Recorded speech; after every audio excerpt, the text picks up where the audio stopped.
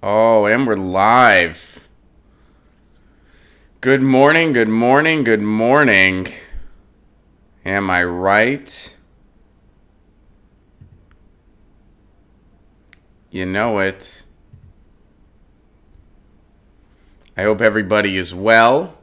I hope everybody... Man, we got a lot going on today. There is so much going on this Music Monday. Not only is it Music Monday, but man, we got a lot going on.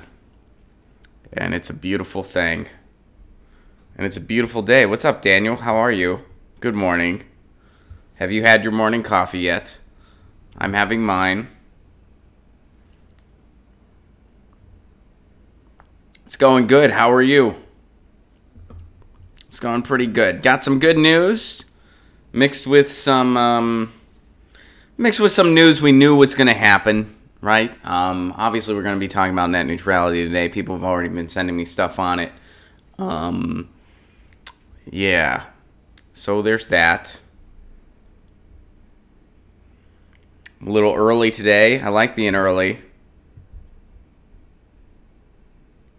Espresso time. Man, I wish I had espresso. I'm not so fancy. I can't even do a Keurig, to be honest with you guys. I need just a pot of coffee staring me in the face when I'm home. I mean, if I'm on vacation or whatever, yeah, I'll get an espresso in the morning. But when I'm just home and I'm just doing my thing and it's another weekday, I just need a big old pot of coffee. I don't like the Keurigs. I find them to be kind of just unnecessary. I know there's a way you can do it, especially if you use the disposable ones every time. It's like kind of wasteful. And I know you can get the reusable ones, and that's a good thing, but I just don't. Yeah, French press is the best way to go, Daniel. But when it's morning, my motor skills don't kick in until about 3 in the afternoon. So me and a French press, we don't get along all the time. But the coffee does taste way better. I'm with you. What's up, Edwin? What's up, Andrew? Long Beach, what's up, buddy? Thanks for hanging out on Friday. Hello, Teresa. You agree with me that Keurigs do generate a lot of waste? I agree. Even if you use the reusable ones, it still takes so much just for a freaking cup of coffee. You know? What's up, Joshua? Thanks for tweeting the net neutrality stuff.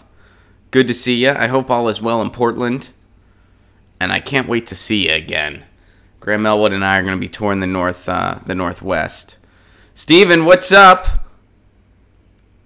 Slow port. Man, that sounds delicious. You guys are making me wish I had something other than just cold coffee out of the pot. I really want just a hot cup of really quality coffee. And don't worry, Steven, I will be talking about the Herbie Hancock show. Do not worry. We will be talking about the weekend. You guys will be telling me about yours. And it's going to be a good old time. Listen to some live My Morning Jacket. It's a good idea. I've seen My Morning Jacket. They put on a hell of a show. Where did I see them at? It was some festival. I saw them at a festival. I for sure saw them at a festival. Oh, man. French press or espresso? It depends on my mood. I mean, I feel like you're comparing... I feel like that's kind of apples and oranges, you know what I mean? Like French press or espresso. I feel like if it's just another day, I'd rather just have a French press. But espresso is always, Usually, I'll say this. I judge the quality of a coffee shop by what their espresso does. Like, if I'm at a new coffee shop and I want to just check it out, get a vibe, see if I like it, I'll get their espresso. And if they don't do espresso right, I know they're not worth my time. I don't know if anyone else does that. That's kind of how I roll. Or I'll just get, just a regular brew coffee, see what they got. But a lot of times it's like, if you screw up espresso, Cafe Mocha, says Steve. Steve, I hope I get to see you in Austin. Let me know if you're making it out to that.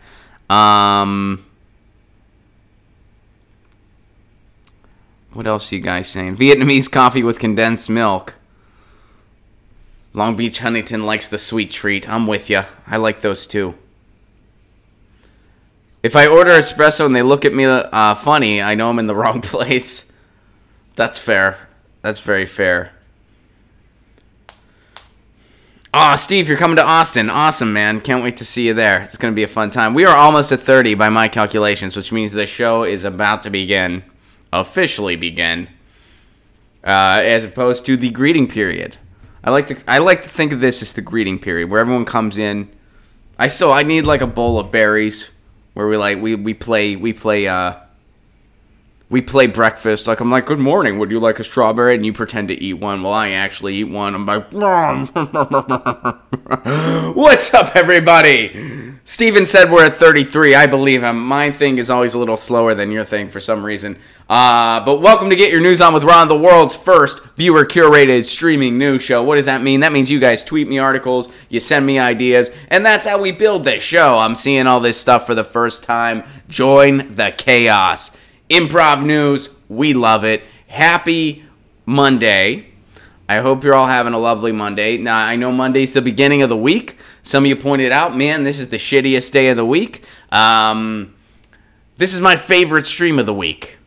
My favorite stream of the week is right now. I love this stream of the week because it's Music Monday. Some of you guys have already been sending some music stories, which I'm stoked about. We're going to be talking about those. We're going to be talking about what's going on in net neutrality. We got a lot going on today and only so much time, so let's get into it. For Music Monday, got to tell you guys about my weekend because this has been it's been a hell of a weekend for me music-wise. I saw a lot of artists, like a lot of artists. So, first of all, earlier in the week, I saw TV on the Radio and Grizzly Bear, which TV on the Radio put on a hell of a show. I was so stoked to see them live. Grizzly Bear, I liked. Not as much as TV on the Radio. I kind of prefer TV on the Radio. I appreciate Grizzly Bear. I like their music. I got a little, I don't want to say bored with the show because they put on a great show. But you know, I didn't like it as much as TV on the Radio. But they were still great, and I'm glad I got to catch them. So, and then this weekend, my weekend started on Friday. I got to see David Rovix. You saw me, you heard me talk about that show. David Rovix, amazing protest folk artist.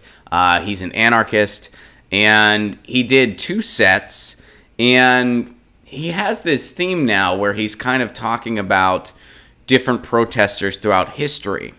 So all of his set kind of revolved around that. He talked about different labor movements. He talked about the dude that burned down the White House. He talked about different activists all around the world. He talked about police brutality in different parts of the world. He talked about Yemen.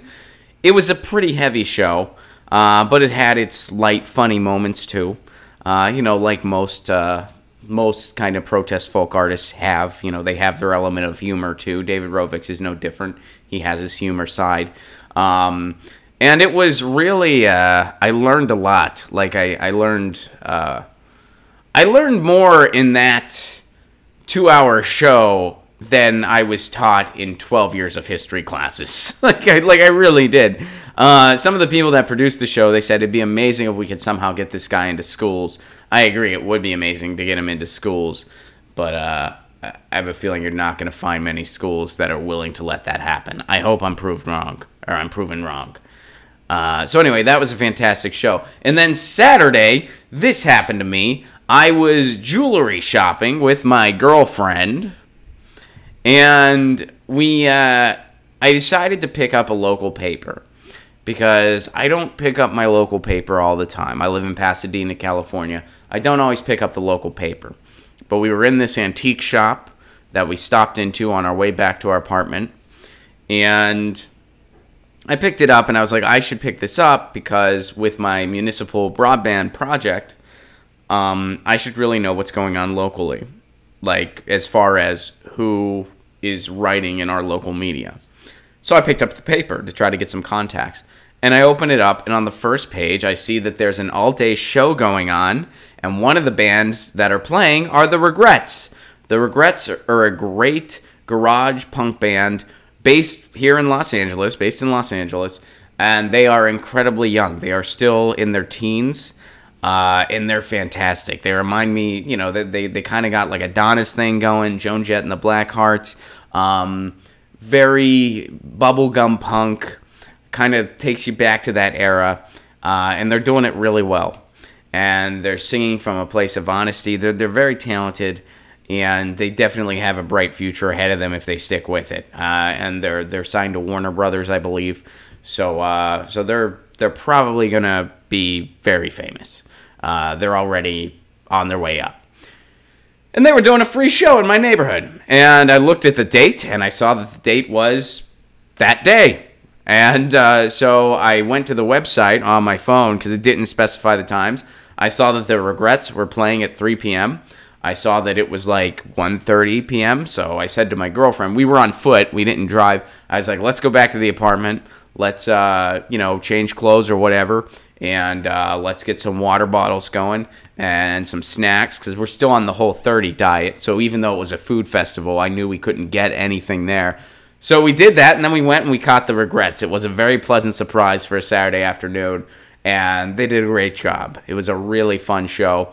And I tweeted this. Maybe some of you saw it, but there was this dude there in an NPR T-shirt, and I saw that, and I was like, you know what? I feel like this sums up Pasadena perfectly.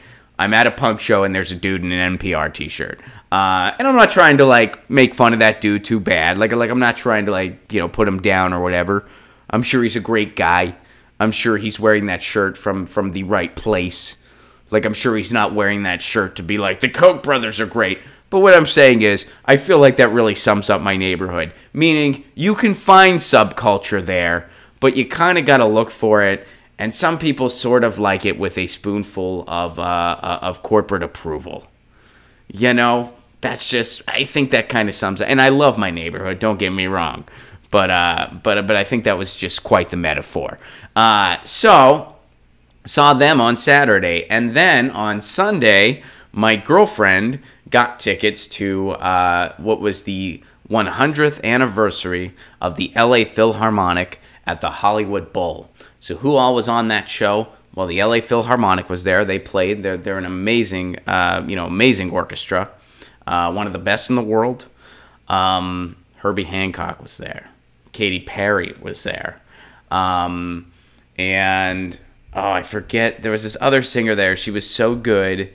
And I feel I sheepishly keep forgetting her name, which I apologize for because I really should know her name. So I'm going to have to scroll down my Twitter line here and find her name. Kelly Uchis.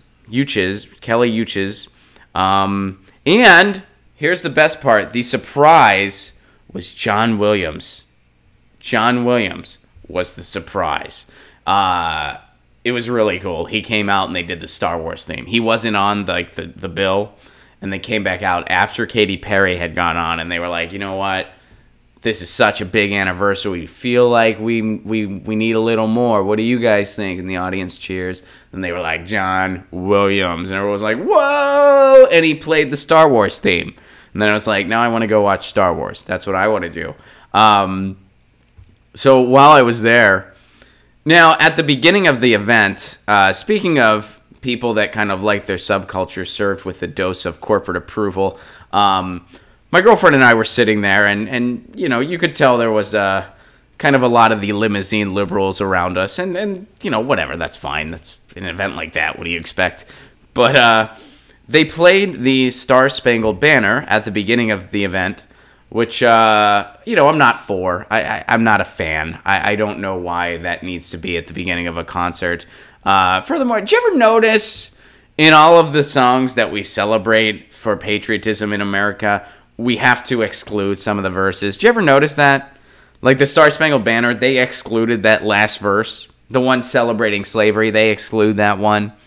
On This Land Is Your Land, the one that actually calls out the demonization of the poor, they exclude that verse.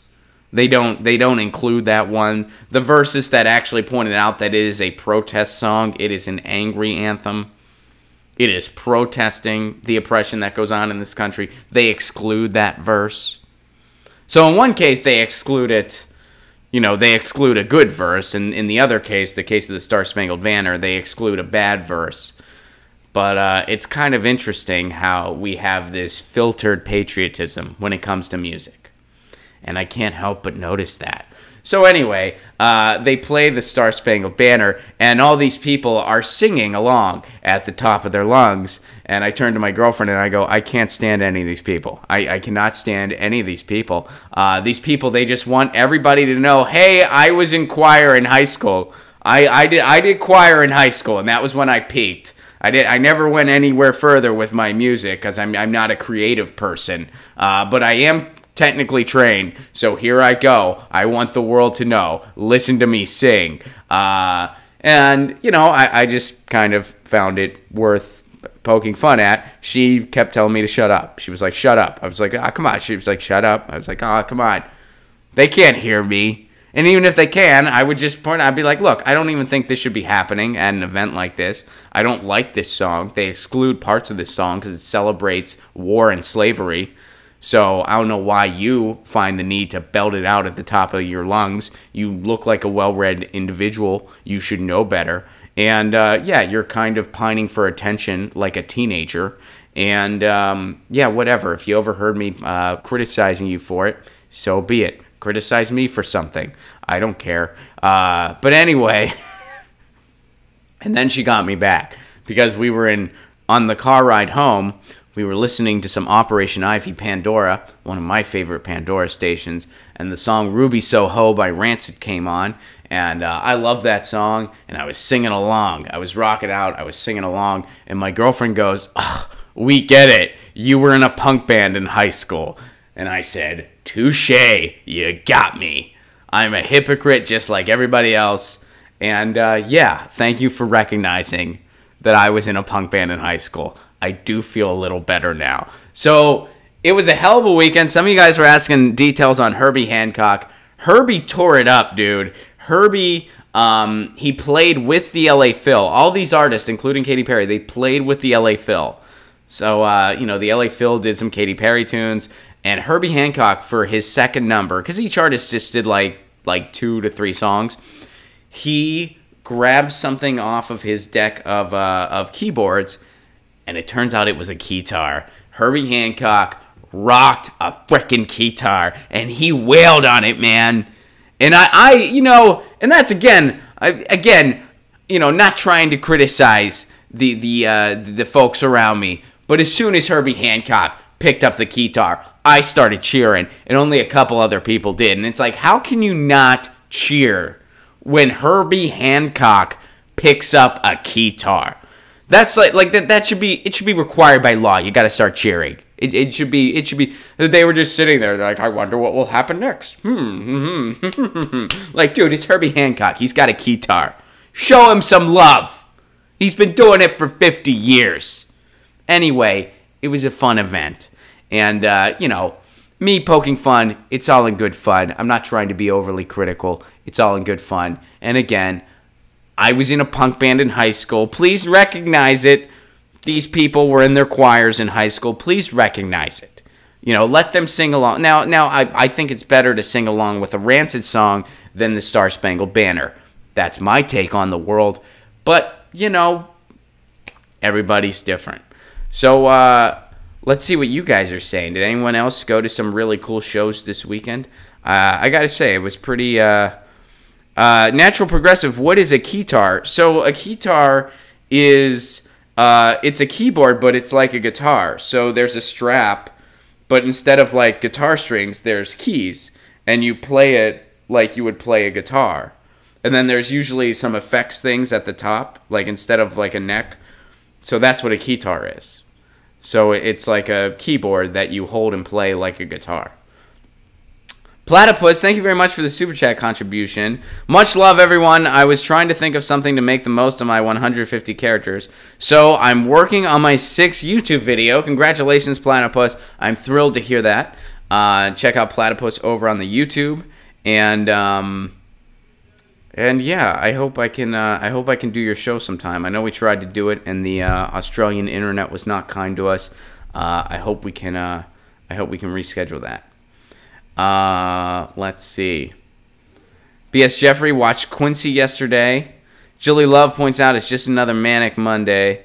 Jameson Duane, Destination, oh no, Ruby, Soho. Let's harmonize. Ruby, Soho. Now I'm going to get a copyright strike. Schultze agrees about the Star Spangled Banner. I'm with you. Yeah, it's interesting. And then Chromatic Treat also points out this land is our land is another great example of music censorship. In school, they never taught us the verse that rejects private property. Damn right. Yeah, we sang that song at my kindergarten graduation. We did not sing that verse. That's why I don't know if I'll ever have children. Because I feel like if I ever did, and they were in like kindergarten or whatever, and they were going to sing that at their graduation, I would teach them that last verse and instruct them to sing it. And they'd be like, "Are you sure?" And I'd be like, "Yeah, freaking do it." And then I'll be there with my camera phone. Then they'll do it, and everyone will be like, there's something wrong with this kid. And I'll be like, "No, there isn't." They'll thank me someday. And they might not, you know. They might not. Wow, Dark Flashes. You saw Andrew Bird with the Indianapolis Symphony Orchestra. That's awesome. And please say hi to Indiana for me. It's a place near and dear to my heart. I went to Indiana University. Jennifer, feel better. You point out that you're sick. Please do feel better. Edwin, what was your punk band's name, Ron? We were called Open Till 2. And we got our name because, where I grew up, we did not have any skate parks. That was not something that would have been okay in my small suburban, culture-deprived Italian-American Catholic neighborhood. I'm pretty sure dreaming was just legalized there in 2013. I'm pretty sure you're allowed to have dreams now if you live there. But that was just legalized in 2013. So we didn't have any skate parks, is my point. And so we would have to just skateboard in places where we weren't allowed to skateboard, and we would just have to wait until they kicked us out. One of the places we loved to skateboard, this was me and my band, was a Taco Bell parking lot. So we would skateboard at the Taco Bell parking lot until people kicked us out. And they would have this big sign that said Open Till 2. So we called our band Open Till 2. Oh, Steven, you saw Dropkick with Flogging Molly. That's pretty cool. I've seen Dropkick. I have seen both. I did see Flogging Molly once. It was at a Warped Tour, so I don't, it was kind of like all at once. But Dropkick I've seen once or twice too. Chris Wynn, Indiana represent. We hate Pence more than anyone in the country. Even Republicans wanted him out. Jordan points out, I want to get my future kids expelled. And everybody is celebrating the Keytars. They were big in the 80s. They are not as big as they used to be. But they're still worth celebrating in my humble opinion. All right, let's go to our first article.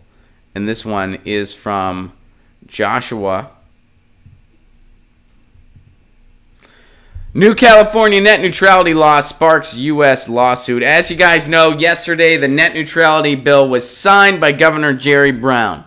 Is that means for celebration? Yes, it is.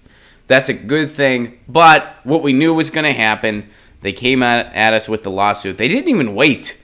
I thought they would give us like a day, but nope, right away.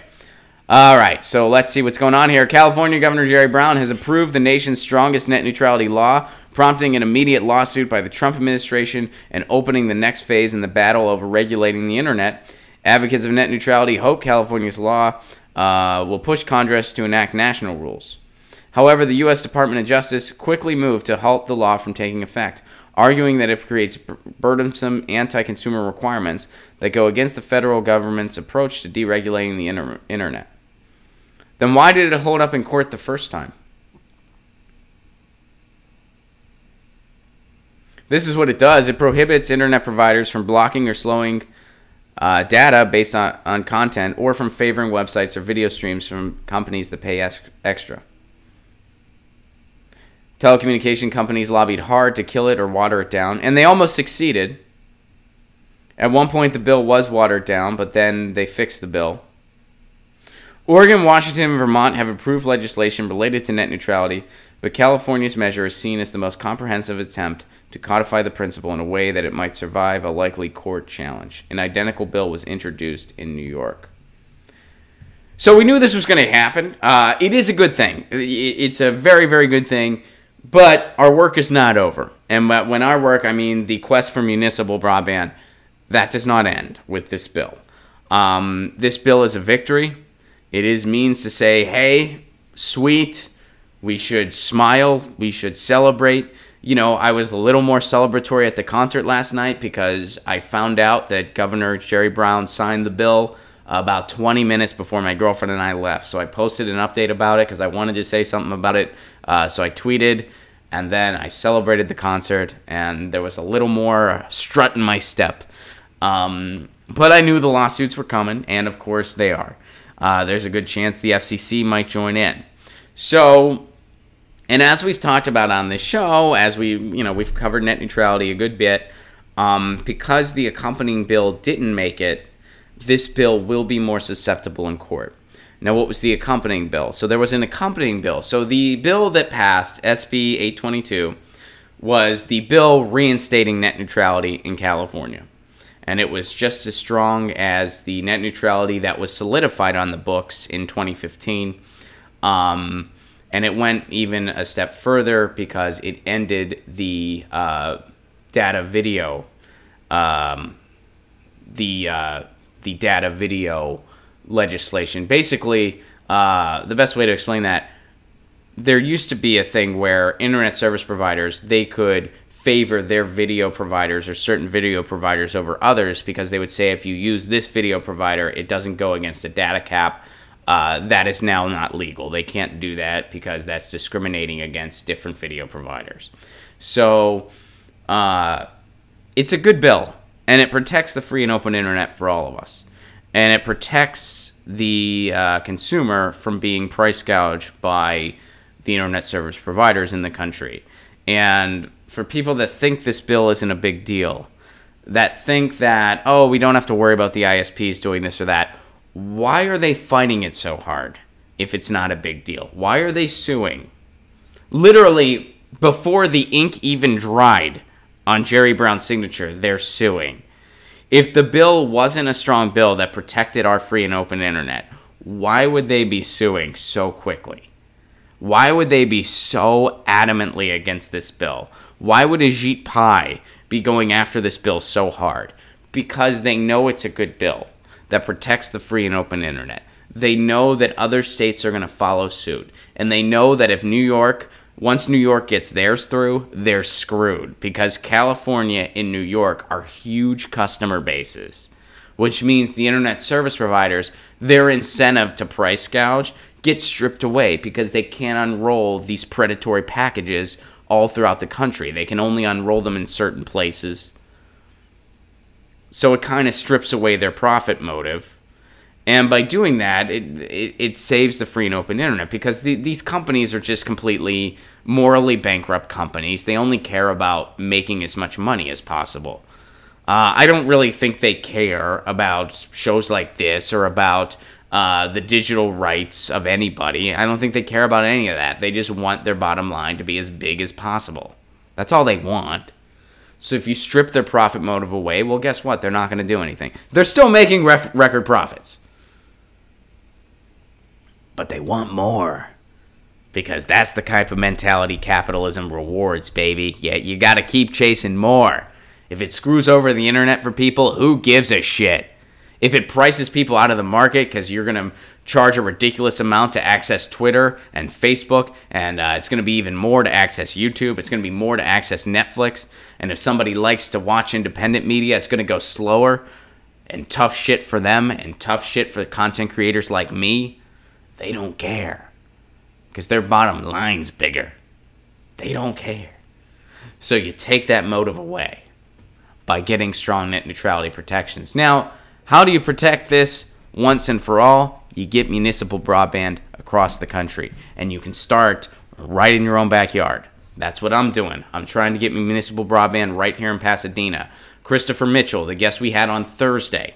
You can go to Thursday's show. You can watch that interview in its entirety. Clips are coming out. He is part of a group called MuniNetworks.org. The Institute for Local Self-Reliance is their bigger umbrella company. They go around the country trying to get community broadband networks into communities.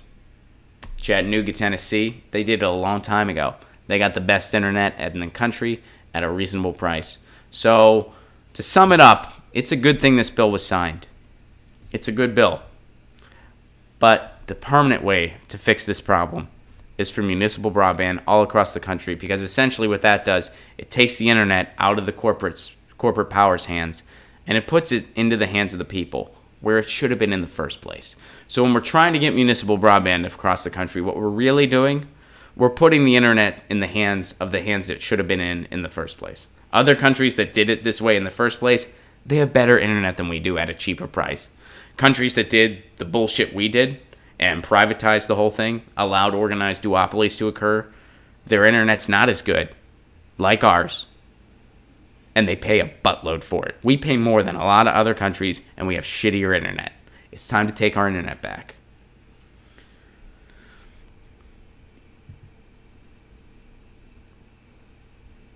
All right. Now I'm going to go to the Twitter line. And I'm sorry that it was not a more graceful descent.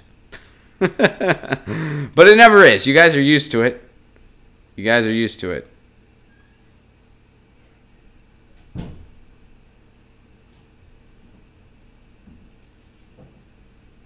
And the timeline's loading a little slow. I apologize for that.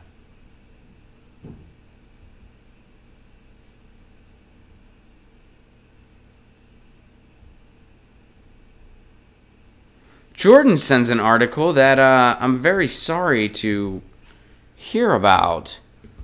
Thank you for sharing this, Jordan. And let's see what's going on here. And guys, when you send stuff, please, I know pretty much everyone has, but just a friendly, very cordial reminder, please use the GetYourNewsOnWithRon hashtag, because it's starting to trend a little bit on Twitter. So please, please, please use that hashtag. It really helps this show. So here's some not so great news, you guys.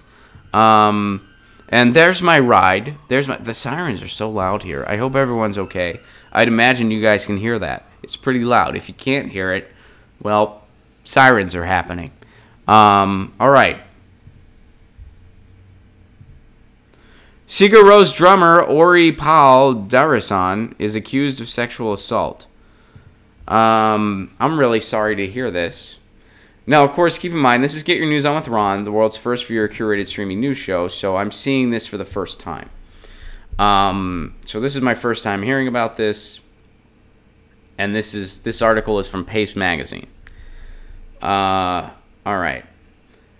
Ori, we're just going to go with his first name. The drummer for Icelandic post-rock band Sigur Rós has been accused of sexual assault. Instagram user Yin Shadows, a.k.a. artist Megan Boyd, detailed an account of an assault at the hands of Darason in the post. She claimed that Darason assaulted her while she slept after the pair spent a night out together in 2013. Boyd claims that she did not share the story during the peak of the Me Too movement because it gave her extreme anxiety. Following Dr. Christine Blasey Ford's testimony about her alleged assault at the hands of Supreme Court nominee Brett Kavanaugh, Boyd said she felt compelled to share her story. Boyd also shared screenshots of an email ostensibly sent by Darason in which he denies the accusation, writing that he cannot understand why you would want to publicly accuse me of something I did not do.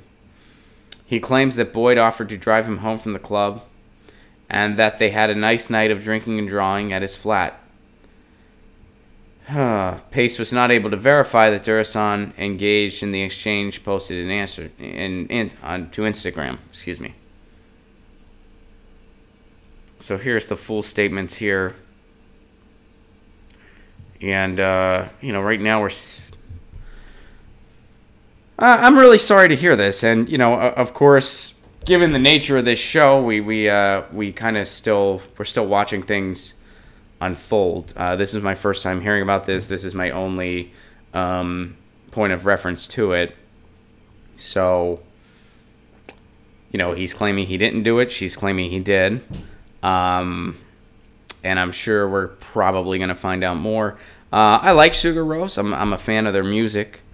They're a very fascinating band for anybody that's not familiar with them. They're an incredibly fascinating band, and they're not really into giving interviews. There's actually a thing you can see on YouTube where it's an interview they did, I want to say with NPR, and it's like the funniest thing in the world because they just look completely clueless the whole time, and like they just really don't want to be there, and the interviewer is trying so hard and they're just not having it. And anyway, you got to watch it. It's pretty funny. But you know, I guess we'll just see what happens with this. You know, I don't want to rush to judgment one way or another because you know, I do believe that you got to allow a due process to happen. And I'm not familiar with the drummer of Sugar Rose. You know, I mean, I enjoy the band's music, but I've never seen them live. I'm not, you know, super fluent in their catalog or anything like that.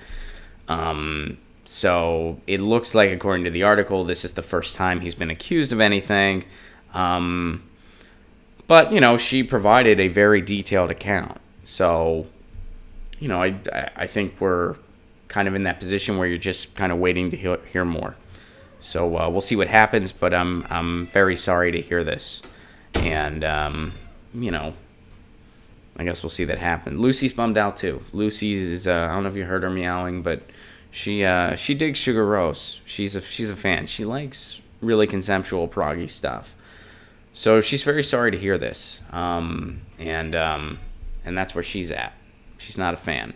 She's not a fan of this news. Thank you for sharing that, Jordan. We'll continue to keep an eye on this and watch this unfold and see what happens. I don't want to like go through all the entire statements because it would take a long time to read. But you know, basically, this woman provided a very, very detailed account, and you know, that's something. I mean, that's significant. She provides a very detailed account of what happened. And his account is different. And also, I'm seeing this. He has resigned from the band. So, and that's a little suspicious too. That he's resigning from the band. He got off Instagram. So that's a little suspicious too, that he would resign from the band.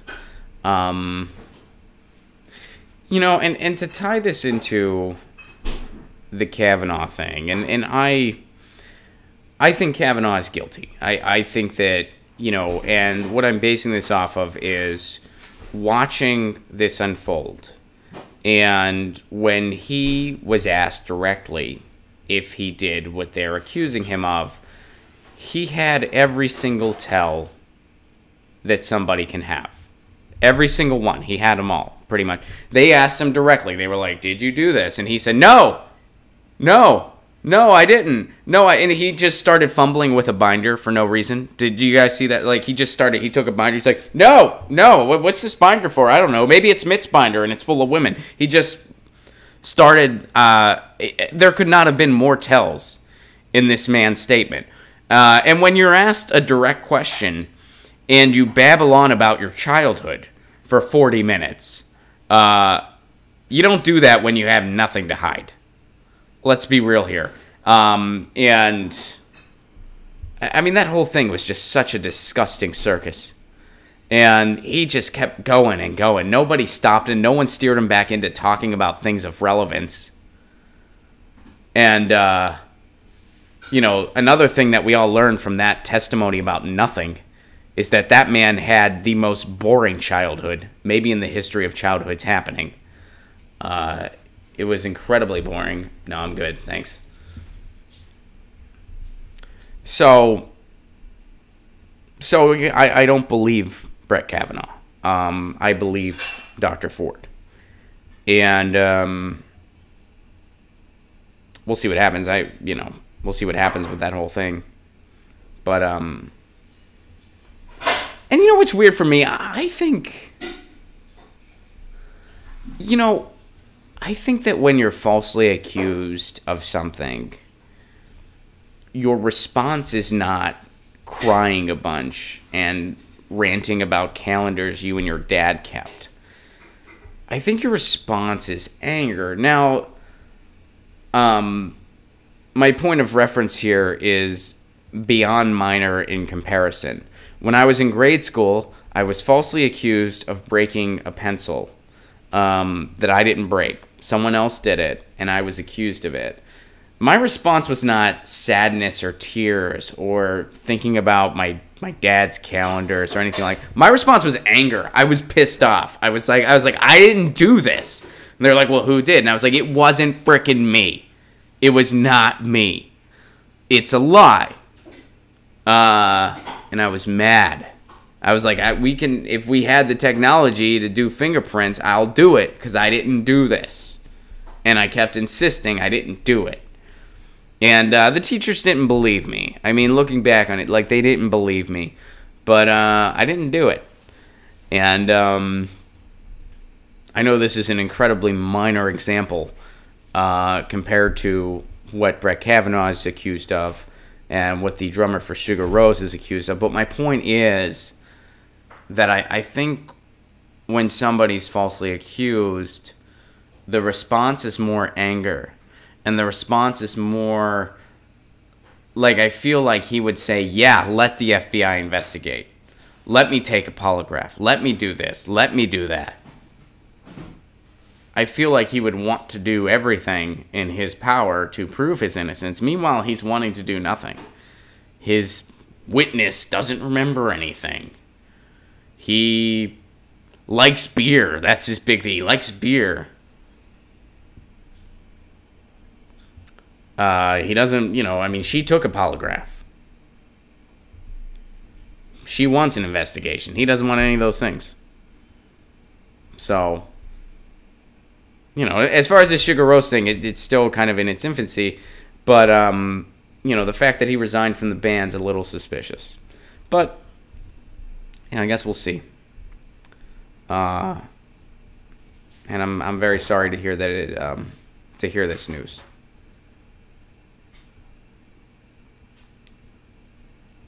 All right, I feel like we went off on a couple different topics there.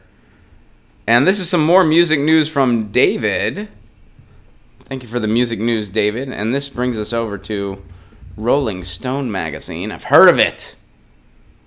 They still do some good there's still some people doing some good work over at Rolling Stone. It's not the magazine it used to be. But it's a pretty cool, they still got Matt Taibbi. They still got some people doing some good stuff. In the spirit of Hunter Thompson, they still got some people doing some good stuff. And this kind of ties into what we kind of connected the last story to. Grateful Dead's Phil Lesh donates $10,000 to Christine Blasey Ford. And if I can scroll down, we'll see what this article says. Grateful Dead bassist Phil Lesh contributed $10,000 to a GoFundMe campaign benefiting Dr. Christine Blasey Ford and her family. A representative for Lesh confirmed to Rolling Stone that the bassist did make the donation, though Lesh declined to provide further comment. Lesh ostensibly made his donation last Sunday. The GoFundMe campaign for Ford and her family is no longer accepting donations after raising $528,315,000. A note on the page reads, "A statement of gratitude from the family will be forthcoming." Both Ford and Kavanaugh testified over alleged sexual assault Thursday during a heated, emotional 8-hour hearing. One of them took a polygraph. One of them detailed the entire evening.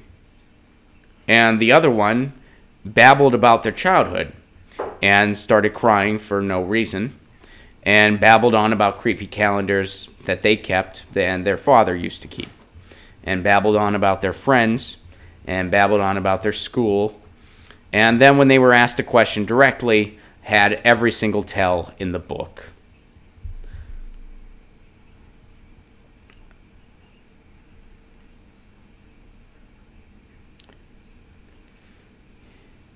On Friday morning, the Senate seemed primed to move forward with Kavanaugh's nomination until Arizona Senator Jeff Flake interjected with a proposal to delay the vote on the Senate floor so that the FBI could conduct a brief investigation into the sexual assault allegations leveled by both Ford and others. The investigation will reportedly last 1 week.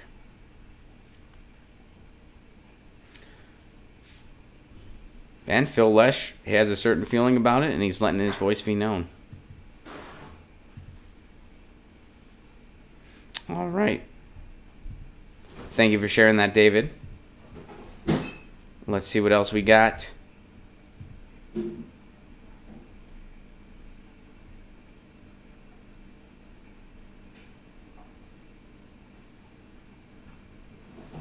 This is from Susan.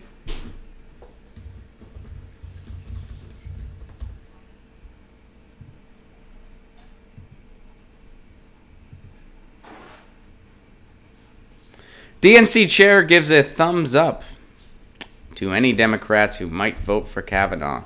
The resistance! There they are. There's your resistance. Boom. DNC chair gives a thumbs up to any Democrats who might vote for Kavanaugh.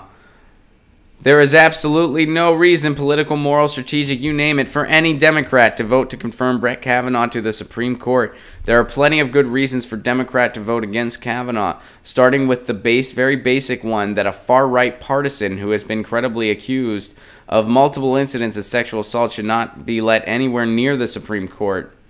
But don't tell that to Democratic National Committee Chairman Tom Perez.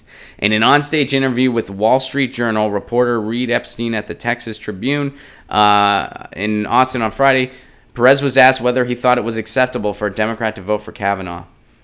He gave his answer, sure. There were Democratic senators who voted for Justice Gorsuch. There were Democratic senators, oh cool, there's an advertisement. There were Democratic senators who voted for Justice Gorsuch. There were Democratic senators who did that, and that is a fact. And those are Democratic senators I've worked closely with, continue to work closely with, and are working to help get reelected. And that's what we're seeing right now. And would you continue to work to reelect Democratic senators if they vote for Kavanaugh? Epstein asked. Perez says, of course we're going to continue. Blue no matter who empowers Republicans. Blue no matter who empowers Republicans. Blue no matter who empowers Republicans. I said it 3 fucking times. You know, it's unbelievable. The people that, so I mean, you know, I go on shows that are more to the center than this one. And it's so crazy. I mean, I was just on one this weekend. We talked about what's going on in the Democratic Party. We talked about how corrupt they are. We talked about all the problems within it. We talked about the corporate Democrats and what they're doing. And then I bring up, you know, we got to stop continuing the cycle. We have to do something radical. I wish we would have started a third party when we had the chance and started a new party with Bernie Sanders. I wish he would do it. And then I'm public enemy number one. I don't understand it. Blue no matter who, but well, we gotta get the Democrats in because they'll stop fascism. They'll stop Trump. No, they empower Trump. Blue no matter who empowers Trump. Blue no matter who gets you the Democrats that vote with him and give him just enough votes he needs to continue doing what he's doing. Blue no matter who gives you Joe Manchin, who votes along with Trump. It gives you Joe Donnelly, who votes along with Trump. Doug Jones has voted along with Trump. How did Doug Jones get in there? Because his opponent was an actual pedophile. People had the choice between a corporatist who's going to do nothing for them or a pedophile. And the corporatist barely won. What do you call a system that gives people two choices? A corporatist or a pedophile? You call that broken. You call that broken. That's not a democracy. That's a scam. That's what that is. That's an insult to everybody that lives here. This system is an insult to everybody that lives in this country. It should not be celebrated. It should not be given relevance or credence. It should be mocked. It should be ostracized. And it should be gutted and hijacked. And this is what Tom Perez gets you. Oh, yeah, do what you want. Tom Perez could not lead a group of people out of a paper bag. He could not convince a group of people where to go for dinner. He is about as inspiring as a piece of wet cardboard with a pile of dog shit on it. And he's a leader? How can anyone take this establishment seriously? This is a leader. This is why when you hear people trying to justify our system right now, they sound like sports commentators taking the Washington Generals seriously.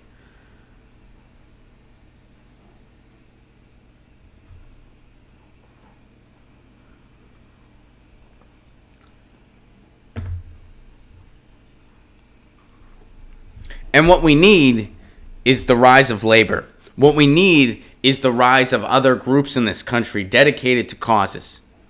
You know, over when things happened with the Great Depression and we got our FDR governed the way he did because we had a lot of socialist parties in this country and they were loud. We had an organized labor movement and they were loud. FDR went over to his rich friends and he said, look, you're going to have to give up some of your wealth to keep most of it, or you're going to have to give up all of it. Choice is yours. They said, we'll give up some of it. We're at that point in history again, but we don't have those structures quite the way we did before. That's what we need to start doing. That's why every strike is a good thing. We need more of them. Labor needs to get organized. They need to get loud. They need to get angry. That's why what the DSA is doing is a good thing. Because that's what we need. So that way, if a moderate is governing, they do so out of fear. They know what they can and can't get away with. That's the way it is in other countries. That's the way it is in Germany. They know we can only push so far, because if we push too far, these workers are going to go on strike. They're going to strike and they're going to be pissed off, and they ain't going to take it. That's the type of movement we need in this country. Because we ain't going to get a solution from the Democrats. Thank you for sharing that, Susan. And Daniel,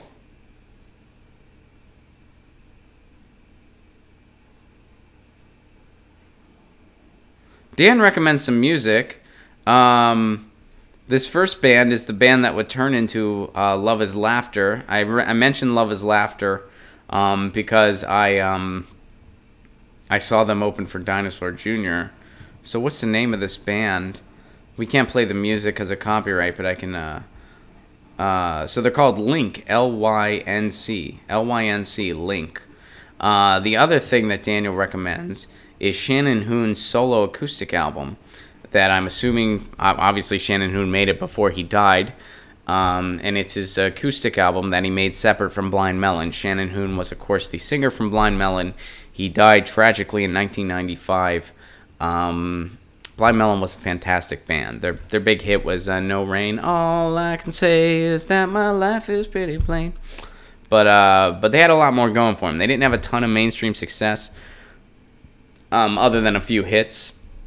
But if you listen to their albums, they got a lot of good stuff going on. Their album Soup is a fantastic album that largely goes under the radar. Edwin recommends L.A. Witch. Let me go ahead and retweet these music recommendations from Daniel and Edwin.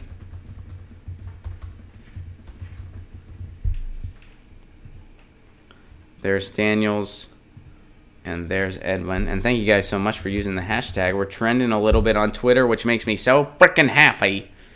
It just makes me happy as a clam. You know?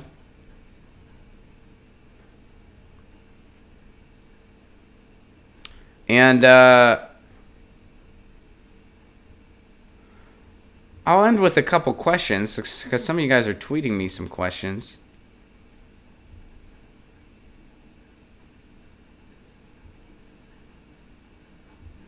Or we'll do one more quick one. This is from Platypus.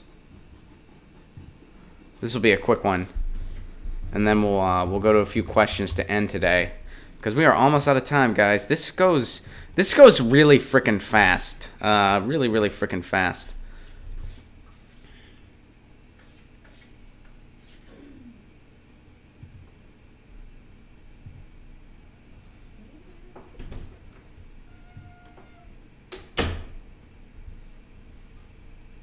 All right, if I can scroll, we'll totally do this article. If I can't scroll, we won't. I apologize. All right. Okay. There we go.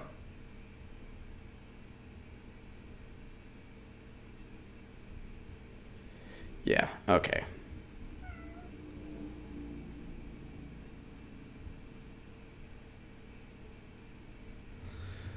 So the lead singer from the Cranberries, heavy metal band Bad Wolves, have donated a gift of $250,000 to the family of the late Dolores O'Riordan.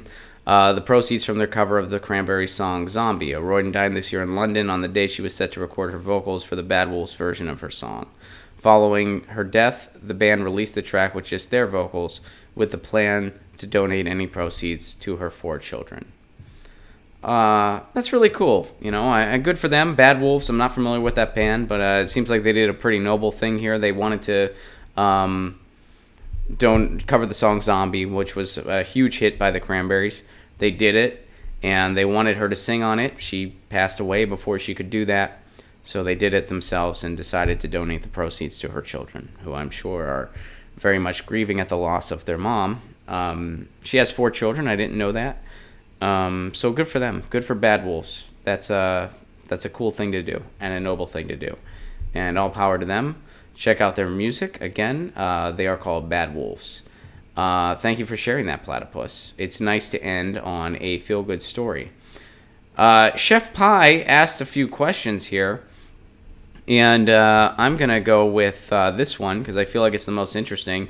And this is how we're going to end the show today.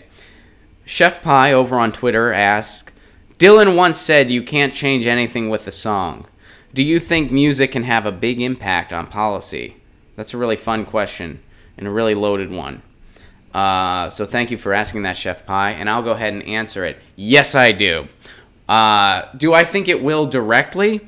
Not necessarily directly, but yes, I do think it will. Why do I feel that way? Because music inspires us and educates us and moves us and serves as a launching pad for the people that will become in many cases.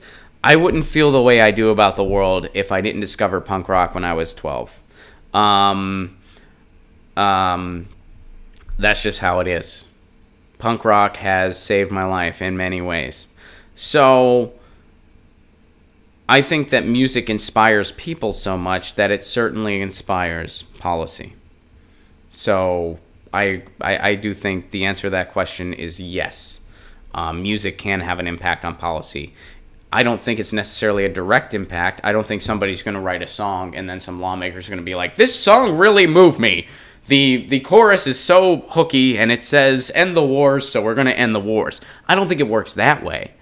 But it inspires people a little bit at a time. It moves people a little bit at a time. It inspires them to pursue their life's work, whatever that may be. Maybe it's going to be activism.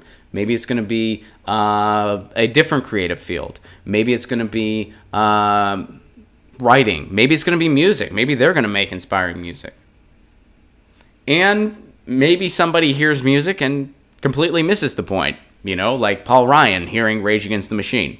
It doesn't always work. Sometimes it fails. Not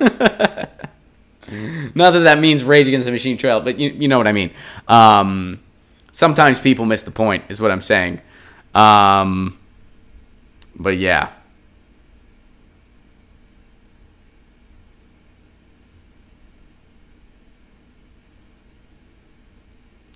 What do you mean is the channel that Platypus uploads to? Check out her channel, please. And thank you very much for the Super Chat contribution, Platypus. Much love, everyone. This is the channel I upload to. Would love to hear what you think. Have a lovely day. Balthazar, ask Graham Elwood about Streamlabs. Takes 5 minutes. I will. Balthazar, it's not unusual for Jones to vote with Trump. Yeah, Doug Jones has pretty much voted for Trump nearly 100% of the time. Platypus, see what I did there? Yes, I did. Thank you, Platypus. Krillin, I saw Dinosaur Jr. open for Jane's Addiction. That's awesome. Balthazar, ask Graham Elwood about Streamlabs. I will. I promise. I got him set up in 3 minutes, and I got Jamal Thomas through his month of demonetization, and no money goes to Google. Sign in with YouTube. Works on all stream. All right, Streamlabs. I promise I will look into it. And Balthazar says, this is my fight song. Turn me away from HRC. Gotcha. Herbie Hancock. Derek Morris, punk taught me to stand up for what I believed in. I agree. Tom Morello was on the TYT Friday panel. I love that guy. I like him too, Zero Divisor. I really would love to get him on this show. Man, he'd make a fun Music Monday guest. Ghost Dance, music does not educate us. It only moves us, and then only when we're high or drunk. I disagree. It does that. It definitely moves me, and it definitely enhances my experience when I'm high or drunk. But no, I do think it educates us. I learned about depleted uranium from an Anti-Flag song. I didn't really know a lot about what depleted uranium was all about until then. So it educated me. Celeste, thank you very much for the Super Chat contribution. And, you know, like I said, Ghost Dance, I encourage you to check out a guy named David Rovix. That guy sings about history and labor movements throughout history, and I learned more in his 2-hour set than I did in 12 years of history classes as a kid. So check him out, and tell me what you think. Brian, Ron, do you like Autolux? I'm not familiar. Some of you guys are asking me my favorite Blind Melon song. Bernie. He has a song, it's I Wish I Could Be a Little More Like Bernie. Or is it Vernie? It's either Vernie or Bernie. But that's my favorite Blind Melon song.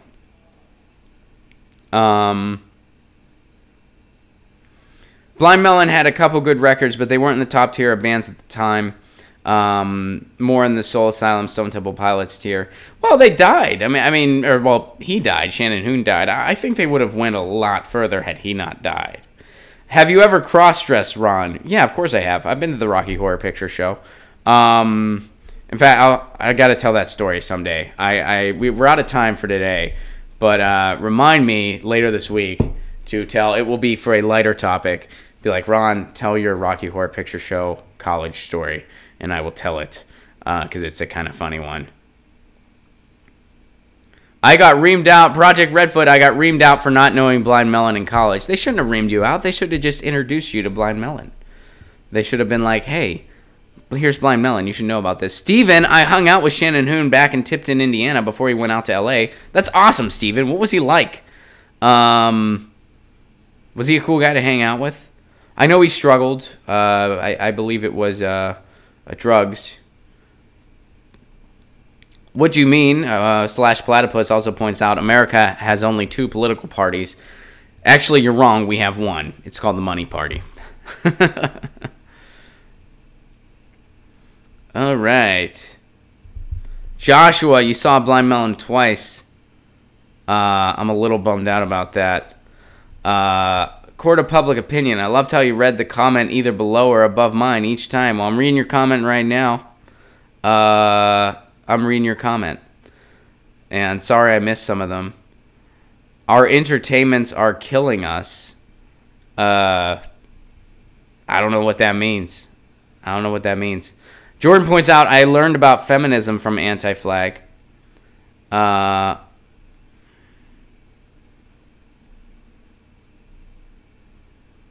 Morello from Music Monday, I'm with you. Meat Puppets rock. I agree. I love the Meat Puppets. Guys, we are totally out of time. Thank you very much for your thoughts. I appreciate it. We're out of time. I appreciate y'all. Mike points out Crass will teach you a thing or two. I got to see the singer for Crass do an acoustic show. It was pretty fun. And Schultze says, I was in a production of Rocky Horror.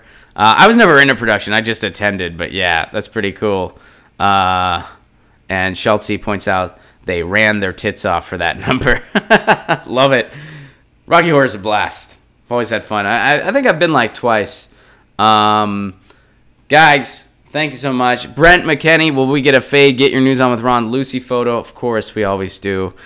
Steve Alvarez says, great job on AP last week. Thank you, Steve. Thank you, Marcia. Thank you, Celeste. And guys, we will not have a show tomorrow. Speaking of which, because I will be subbing in on Aggressive Progressives. I'll be hosting Aggressive Progressives tomorrow. So no Get Your News On with Ron, because they shoot around the same time. But we will be back on Wednesday with Get Your News On with Ron, 10 a.m. Pacific Standard Time, 1 p.m. Eastern. If you want to support this show on the sustainability end, patreon.com/Ron Placone. You get exclusive content twice a week. And you're going to get my album. It's going to be delivered to your inbox in November. And so, yeah, please do consider it. Pay what you can level. Also, tour dates. November 2nd, Sacramento, California. November 3rd, San Francisco. Get your tickets now. We're running low on them. Not kidding. November 10th, Austin, Texas. Come on, Austin, Texas. I want to see you. Grab your tickets now. November 23rd, Pittsburgh, Pennsylvania. November 4th, supposed to be Santa Barbara. We're still waiting for the details there. But all the other shows I mentioned, tickets are available now at ronplacone.com. And in January, we're coming to Gainesville, Florida, and Orlando, Florida, and we're coming to other spots in Florida. So get your tickets now, ronplacone.com. I love you all very much. Thank you so much for being part of this. Sorry I don't get to everybody's comment. It's kind of impossible. The timeline goes fast. I'm one guy, and I'm trying to respond as quickly as I can in real time, but I do my best. I love you all very much. Thank you for being part of this. I will see you on Wednesday. Stay safe. Rock out.